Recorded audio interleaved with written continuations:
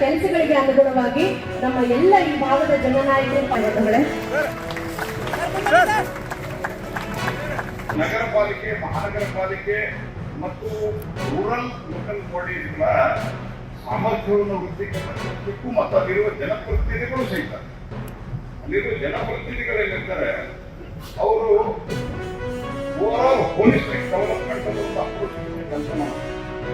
ಇಲ್ಲ ಅಂತಂದ್ರೆ ಬರುವಂತಹ ದಿವಸಗಳಲ್ಲಿ ಇಷ್ಟೊಂದು ಎಲ್ಲೋ ಒಂದ್ ಕಡೆ ಮೊನ್ನೆ ನೋಡಿದೆ ನಾನು 12 ತಾಸುಗಳ ಕಾಲ ಒಳ್ಳೆ ವರ್ಷ ಕಂಟಿನ್ಯೂಸ್ಲಿ ಬರೋದು ಟ್ರಾಫಿಕ್ ಜಾಮ್ ಜಗತ್ತಿನ ಬೇರೆ ಬೇರೆ ಭಾಗಗಳಲ್ಲಿ.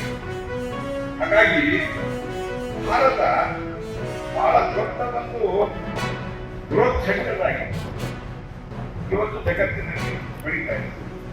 ನನ್ನ ಕಾನ್ಸ್ಟಿಟ್ಯೂನ್ಸಿಗೆ ಜಾಸ್ತಿ ದುಡ್ಡು ಬೇಕು, ನೀನು ಕಾನ್ಸ್ಟಿಟ್ಯೂನ್ಸಿಗೆ ಜಾಸ್ತಿ ದುಡ್ಡು ಬೇಕಂದ್ರೆ ಈ ನಮ್ಮ ಏನು ವ್ಯವಸ್ಥೆಗಳಲ್ಲಿ ಇದು ಹೊರ ಹೋಗ್ಬೇಕು ಅಂತಂದ್ರೆ I personally feel sir and since you have taken initiative, ನಾನು ಕೂಡ ಮಾನ್ಯ ಮುಖ್ಯಮಂತ್ರಿಗಳು ಮಾತನಾಡ್ತೀನಿ, ತಾವು ಕೂಡ ಕೇಂದ್ರದಲ್ಲಿ ಮಾತನಾಡಿ ಇದೇನು ನಮಗೆ ವರ್ಷ 200 ಕೋಟಿಯನ್ನು ಕೊಡ್ತಿದ್ರೆ ಅದು 10 ವರ್ಷದ ದುಡ್ಡು ಇದೇ ಸಾಲಕ್ಕೆ ಬರೋ ವರ್ಷಕ್ಕೆ 2 ಸರ್ಕಾರಗಳು ಒಪ್ಪಿಗೆ ಕೊಟ್ಬಿಟ್ರೆ ಆ ದುಡ್ಡನ್ನ ನಾವು ಬಾರೋ ಮಾಡಿ ಅಟ್ಲೀಸ್ಟ್ 2,000 ಕೋಟಿ ನಾವು ಹುಬ್ಬಳ್ಳಿ ಧಾರವಾಡಿಗೆ ಹಾಕಿದ್ರೆ ಅಟ್ಲೀಸ್ಟ್ ಗುಣಮಟ್ಟದ ಒಂದು ಅಭಿವೃದ್ಧಿ ಮಾಡ್ಲಿಕ್ಕೆ ಸಾಧ್ಯ ಇದೆ ಅಂತ ನನ್ನ ಅಭಿಪ್ರಾಯ ಸಂದರ್ಭದಲ್ಲಿ ಕೇಳಲಿಕ್ಕೆ ಇಷ್ಟಪಡ್ತೀನಿ.